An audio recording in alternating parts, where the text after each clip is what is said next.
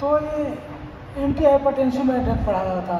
पहले first part 1 बता दिया, सेकेंड बता दिया, अब पार्ट 3 स्टार्ट हो रहा है यहाँ से, बीटा ब्लॉकर। मतलब एंटी हाइपरटेंसिव ड्रग का रिमेनिंग पोर्शन है बीटा एड्रेनर्जिक एंटागोनिस्ट। ओके, तो drugs propranolol, metoprolol, atenolol, nadolol, these are the drugs which are used for the block the beta receptor, but propanol is the blocked beta 1 and beta 2 both.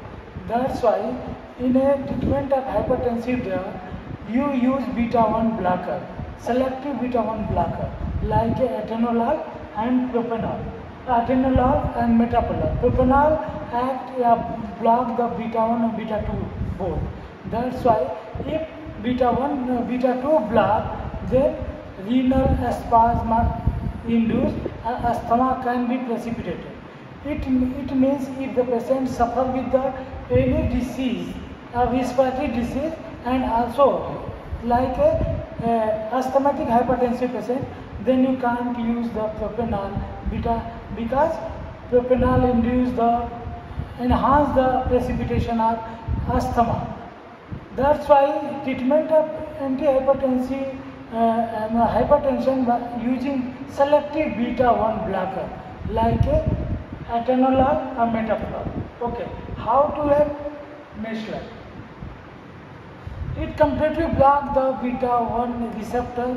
That's why decrease the release concentration of cyclic AMP.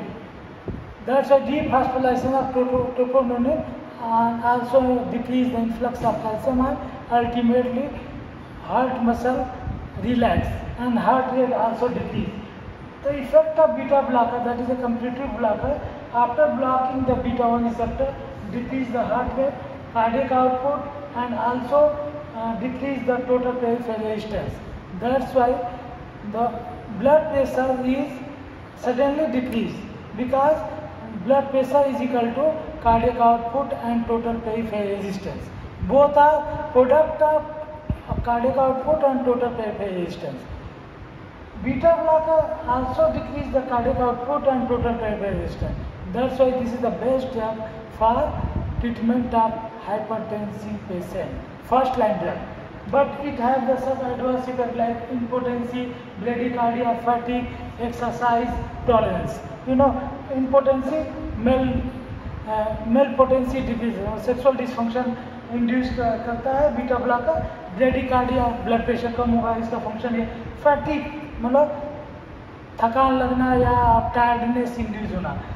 Exercise intolerance आपको previously बता चुका हूँ। Exercise intolerance मतलब if you do any exercise after taking the beta blocker, then your blood pressure are now increases due to the exercise. Okay, if you running some distance without any drug like beta blocker, then your blood pressure increase. But you take the beta blocker drug and then you run, doing any exercise. At that time, that not increase the blood pressure. This is known as exercise intolerance. तो exercise करने पर भी आपका जो है blood pressure नहीं बढ़ेगा, generally बढ़ जाता है, दौड़ने पे एक्सरसाइज करने बढ़ जाता है। लेकिन यदि बीटा ब्लॉकर आपने ले लिया है, एक्सरसाइज भी करोगे तो भी हार्ट रेट और ब्लड प्रेशर नहीं बढ़ता है। इसी को हम एक्सरसाइज टॉलरेंस बोलते हैं। अब कंट्रा इंडिकेशन का मतलब क्या है, आपको वही बताना। कंट्रा इंडिकेशन उसको बोलते हैं कि जैसे इसको इस कंडीशन में बीटा ब्लॉकर नहीं लेना है। जैसे अस्थमा किसी को है, डायबिटीज है, ब्रेडिकार्डिया, हाइपरसेंसिटिव रिएक्शन है, तो आप बीटा ब्लॉकर नहीं लेना है, क्योंकि बीटा ब्लॉकर लोगे तो ये सब अस्थमा, डायबिटीज ये सब इनहांस हो जाता है। तो ये कंट्रा इंडिकेशन है। नेक्स्ट में अब बीटा ब्लॉकर में सेलेक्टिव बीटा ब्लॉकर है, पहले होता है मेटाप्रोलॉल है, मेटाप्रोलॉल है, एटेनोलॉल है। ये रिक्स पल्मोनरी डिसीज सेलेक्टिव है। यदि पल्मोनरी कोई प्रॉब्लम है तो आप selective beta blocker beta 1 blocker ही लेंगे, ठीक है। और use the myocardial infarction protective means मतलब बीटा एक person suffer with myocardial and also hypertensive patient, then we use suitable for use of beta blocker, selective beta blocker, and use the diuretic prevention of reflex tachycardia. ठीक है, तो ये myocardial infarction में भी लेते हैं, मतलब यदि आप मायोकार्डियल इन्फार्क्शन भी है, हाइपरटेंशन भी है, तो हम बीटा ब्लॉकर बेस्ड है। नेक्स्ट, इसके बाद सेकंड आता है एंजियोटेंसिन 2 ब्लॉकर या ACE inhibitor. Both drug ACE inhibitor, angiotensin converting enzyme inhibitor या angiotensin receptor antagonist, angiotensin 2 receptor antagonist, both are act in the same way in mechanism. जैसे ACE inhibitor enalapril, ट्यूनाप्रिल, fosinopril, lisinopril और captopril important drugs हैं। ये ACE को angiotensin converting enzyme को inhibit कर देता है, जिससे एंजियोटेंसिन 2 नहीं बनता। और जो ये लोसार्टान, कैंडिसार्टान, वेलसार्टान, that drug also block the angiotensin 2. After them, both are acting in same way. One act on the S inhibitor, S angiotensin controlling enzyme, another act on the angiotensin 2. Then what will happen next? Then what will happen? The aldosterone decrease the consider, you know about the pathway, decrease the aldosterone decrease हो जाएगा, जिससे क्या है कि vasoconstriction dilation हो जाएगा, मतलब जिससे एंजियोटेंसिन से डायलेशन हो जाएगा, इधर कार्डियक आउटपुट भी कम हो जाएगा। तो बोथ ये ड्रग लेने से कार्डियक आउटपुट टोटल दोनों डिक्रीज हो रहा है, अल्टीमेटली ब्लड प्रेशर डिक्रीज हो जाता है। आपको ये पता है कि blood pressure is equal to cardiac output into total resistance, तो दोनों घटने से ब्लड प्रेशर डिक्रीज हो जाता है। अब इसके advance effects, hyperkalaemia, angioedema, rashes, itching and coughing, persistent cough या ड्राई कफ बोलते हैं इसके एडवांस इफेक्ट है।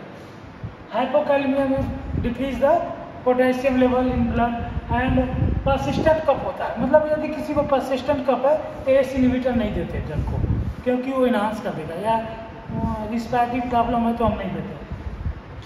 एंजियोएडेमा मतलब एक्युमुलेशन ऑफ फ्लूइड, ठीक है, रेसेस और इचिंग इंड्यूस करता है, ठीक है। कंट्राइंडिकेशन ऑफ प्रेगनेंसी, हाइपरटेंसिव और बायोलेटरल रीनल स्टोनोसिस में हमें ड्रग नहीं देते, क्योंकि प्रेगनेंसी में एबॉर्शन होने के चांसेस होते हैं, एस इनहिबिटर नहीं देते।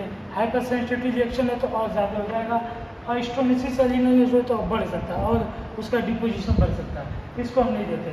लेकिन that drug use the consideration in the diabetic renal insufficiency, diabetic है तब हम दे सकते हैं, एडजुवेंट है, हार्ट का प्रॉब्लम है, डायबिटिक का है तो हम दे देते हैं।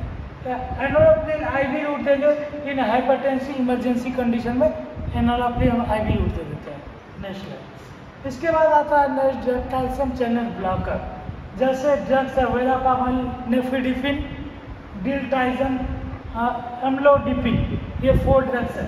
ये इनका एक्शन क्या है कि ये क्या करते हैं कि कैल्शियम को ब्लॉक करने से जो है पोटेशियम आउटफ्लक्स होता है और वे वैस्कुलर स्मूथ मसल्स का डायलेशन होता है। स्मूथ मसल्स किस प्रकार के ब्लड वेसल्स में पाई जाती है, तो जब डायलेट हो जाए तो डायमीटर बढ़ जाता है ब्लड वेसल्स का, जब डायमीटर बढ़ जाएगा तो टोटल पेरिफेरल रेजिस्टेंस कम हो जाएगा। टोटल पेरिफेरल रेजिस्टेंस क्या है, जब ब्लड वेसल कंस्ट्रिक्ट होती है तो सप्लाई के अगेंस्ट फोर्स करती है, लगता है ब्लड की सप्लाई के अगेंस्ट फोर्स लगता है, तो वो ब्लड प्रेशर, वो टोटल पेरिफेरल रेजिस्टेंस इनहांस बोलते हैं। जब डायलेट हो जाए तो डायमीटर ब्लड वेसल की बढ़ जाती है, तो इजली बस ब्लड पास हो जाता है, तो टोटल पेरिफेरल रेजिस्टेंस डिक्रीज हो जाता है। तो टोटल पेरिफेरल रेजिस्टेंस डिक्रीज होता है, ब्लड प्रेशर भी डिक्रीज हो जाता है। तो इसका है कि ये क्या वेस्कुलर स्मूथ मसल्स पे एक्ट करता है, बीटा ब्लॉक होगा तो decrease the presence of contraction, blood vessel contraction कम हो जाता है, मतलब क्या है टोटल पेरिफेरल रेजिस्टेंस कम हो जाना, ठीक है। इफेक्टिव इन है vascular relaxation, decrease the TPR, वही टोटल, इससे टीपीआर कम हो जाता है। तो टीपीआर कम होने से ब्लड प्रेशर कम हो जाएगा। आप जानते हो blood pressure equal to cardiac output into total peripheral resistance होता है, तो कोई भी एक डिक्रीज हो ब्लड प्रेशर कम हो जाएगा। नेक्स्ट, इसके बाद एडवांस निफिडिपिन का इंक्रीज द सिंपैथोमाइमेटिक एक्टिविटी है। सिंपैथोमाइमेटिक एक्टिविटी से ब्लड प्रेशर बढ़ता है, आपको पहले स्लाइड में बता दिया है। तो इसको लेने से ज़्यादा लेने से प्रॉब्लम हो सकता है, एडवर्स इफेक्ट है। इसीलिए हम ज़्यादातर ड्रग प्रिस्क्राइब कौन सी करते हैं, एम्लोडिपिन दिया जाता है। जो फिजिशियन प्रिस्क्राइब करते हैं मेडिसिन हाइपरटेंशन के, तो एम्लोडिपिन देते हैं ज़्यादातर, क्योंकि उसके जो है ये सब इफेक्ट नहीं आते। हेडेक है, डिजीनेस है, फिर एडमा है, सब नहीं होगा। कंट्राइंडिकेशन कंजेस्टिव हार्ट फेलियर है, प्रेगनेंसी है, लैक्टेशन है, पोस्ट मायोकार्डियल इन्फार्क्शन है, तो ये ड्रग नहीं देते, कंट्राइंडिकेशन इंड्यूस हो जाएगा। ड्रग क्यों नहीं देते, आपको आइडिया है ये ड्रग क्यों नहीं देते? क्यों नहीं देते? क्योंकि कंजेस्टिव हार्ट फेलियर में क्या होता है कि heart is not capable to supply the sufficient amount blood to perfuse डाल, मतलब फोर्स ऑफ कंट्रैक्शन डिक्रीज होता है। यदि कैल्शियम चैनल ब्लॉकर दे देंगे तो और ये हार्ट रिलैक्स कर जाएगा, तो और कार्डियक आउटपुट कम हो जाएगा, तो हार्ट फेलियर होने के चांसेस होंगे। इसलिए कंजेस्टिव हार्ट फेलियर और हाइपरटेंसिव पेशेंट है तो कैल्शियम चैनल ब्लॉकर नहीं देंगे, प्रेगनेंसी है तब भी नहीं देंगे, लैक्टेशन तब भी नहीं देंगे, और पोस्ट मायोकार्डियल इन्फार्क्शन है तब भी नहीं देंगे। अब कंसिडरेशन किस में देते हैं, तो mainly cardiac interaction and glycoside है, चाहे निफेडिपिन, स्टोनिसिस, डायजिपम, जो डायटाइजम बोथ आर कार्डियक, इसको मतलब इसमें दे देते हैं। ठीक है, नेक्स्ट है, नेक्स्ट बस खत्म। अब इसे वेसोडाइलेटर, वेसोडाइलेटर ड्रग्स है 3-4 है, 2 स्लाइड है। वेसोडाइलेशन ड्रग्स जैसे हाइड्रोलाजीन है, मिनॉक्सिडिल है, नाइट्रोक्साइड है, जो ऑक्साइड है, ये 4 ड्रग्स है। ये सब blood smooth muscle blood vessel पे काम करती है, जिससे क्या होता है कि ये देखो जैसे हाइड्रोलाजीन है तो नाइट्रिक ऑक्साइड, नाइट्रोक्साइड है, नाइट्रिक ऑक्साइड सीक्रेट करती है, तो नाइट्रिक ऑक्साइड का फंक्शन क्या होता है, ब्लड वेसल को डायलेशन करना। डायलेशन कम हो जाएगा तो क्या होगा कि टोटल रेजिस्टेंस कम हो जाएगा, तो ब्लड प्रेशर कम हो जाता है। मिनॉक्सिडिल पोटेशियम को हाइड्रोकोलाइज कर देता है, तो इस तरह से ये जो है नाइट्रिक ऑक्साइड रिलीज करके और पोटेशियम का आउटफ्लक्स करके ये ब्लड स्मूथ मसल्स को डायलेट कर देते हैं ब्लड वेसल्स में, तो जिससे ब्लड प्रेशर घट जाता है due to decrease of total peripheral resistance. Next slide. और ये है इसका एडवांस बेस रिफ्लेक्स है, सिंपैथेटिक एक्टिवेशन है, ल्यूपस हेटेरोलिजेंस है, ऑटोइम्यून डिसीज होता है, मतलब अपने सेल को ही अपनी बॉडी किल करता है। हाइपरटेक्टोकोसिस इसको बोलते हैं, मन हेयर का ग्रोथ होता है। मिनॉक्सिडिल लेने से अगर ओनली लेंगे तो बॉडी में हेयर बढ़ जाते हैं, मतलब उसका ग्रोथ ज़्यादा हो जाता है, जर्मिनेशन ज़्यादा हो जाता है, पूरी बॉडी पे हेयर आ जाता है। और ये नाइट्रोक्साइड का साइनाइड टॉक्सिसिटी होती है। ठीक है, नेक्स्ट स्लाइड। ठीक है, ये इसका समरी है जो इस पे ये मेडुला पे, इस पे मेडुला ऑब्लिंगेटा और ब्रेन स्टेम पे काम करता है, बीटा ब्लॉकर हार्ट पे काम कर देता है, तो ये फर्स्ट लाइन ड्रग है। और ये सब स्मूथ मसल पे काम करते हैं, जैसे अल्फा एंटागोनिस्ट है, vasodilation, calcium channel blocker, diuretics, ये सब किडनी पे काम करता है। नेक्स्ट, इस तरह से ये जो है हाइपरटेंसिव हम कॉमनली हम किसके साथ साथ देते हैं, यदि हार्ट फेलियर है तो एस इनहिबिटर और डाययूरेटिक्स देंगे तो बेस्ट ट्रीटमेंट है। मायोकार्डियल इन्फेक्शन है तो बीटा ब्लॉकर एस इनहिबिटर देते हैं, बेस्ट ट्रीटमेंट है। कॉम्बिनेशन डायबिटीज है तो एस इनहिबिटर और लेकिन बीटा ब्लॉकर नहीं देते हैं, क्योंकि डायबिटीज बीटा ब्लॉकर बढ़ा देता है। आइसोलेशन ये करके डाययूरेटिक्स और कैल्शियम चैनल ब्लॉकर देते हैं। Next slide.